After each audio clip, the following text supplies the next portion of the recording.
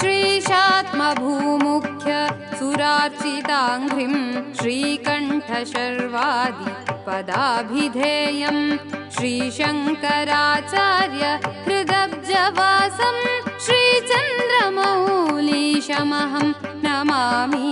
चण्डांशु शीतांशु कृशानुनेत्रं चण्डीशमुख्य प्रमथेड्यपादं षडास्य नागास्य सुशोभिपार्श्वं श्रीचन्द्रमौलीशमहं नमामि। श्रीचन्द्रमौलीशमहं नमामि।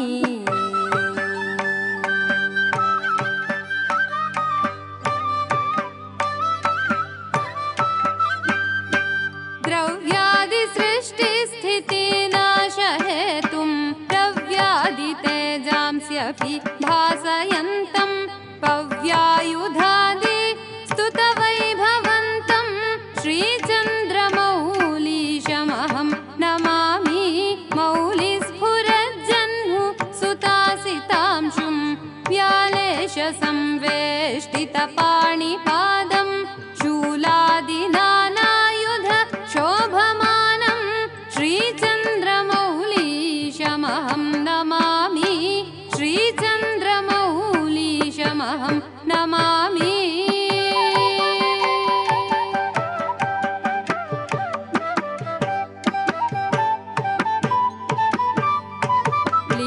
लीलाविनिर्धूत कृतान्तदर्पं शैलात्मजासं श्रितवामभागं शूलाग्रनिर्भिन्न सुरारिसङ्घं श्रीचन्द्रमौलीशमहं नमामि। शतैश्रुतीनां परिगीयमानं यतैर्मुनीन्द्रैः परिसेव्यमानं नतैः सुरेन्द्रैरभिपूज्यमानं श्रीचन्द्रमौलीशमहं नमामि। श्रीचन्द्रमौलीशमहं नमामि।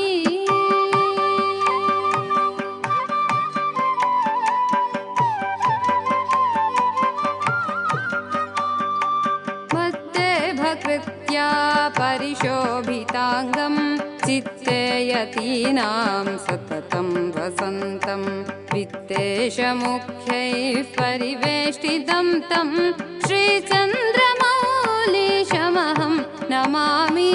हंसोत्तमैश्चेतसि चिन्त्यमानं संसारपाथोनिधि कर्णधारं तं सामगानप्रियमष्टमूर्तिं श्रीचन्द्रमौलीशमहं नमामि।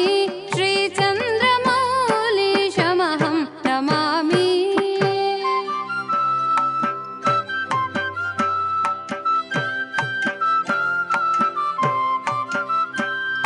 नताघहं नित्य चिदेकरूपं सताङ्गतिं सत्य सुखस्वरूपं हतान्धकं हृद्यपराक्रमन्तं श्रीचन्द्रमौलीशमहं नमामि। मायातिगं वीतभयं विनिद्रं मोहापहं मृत्युहरं महेशं भालानलं नीलगलं कृपालुं श्रीचन्द्रमौलीशमहं नमामि। श्रीचन्द्रमौलीशमहं नमामि।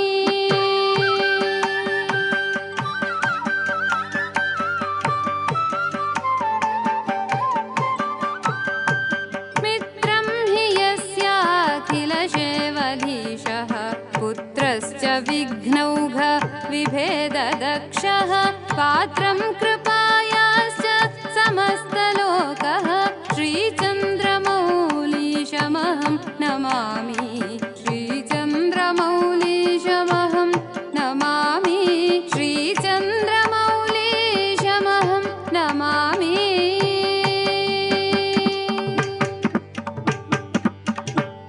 श्रीचन्द्र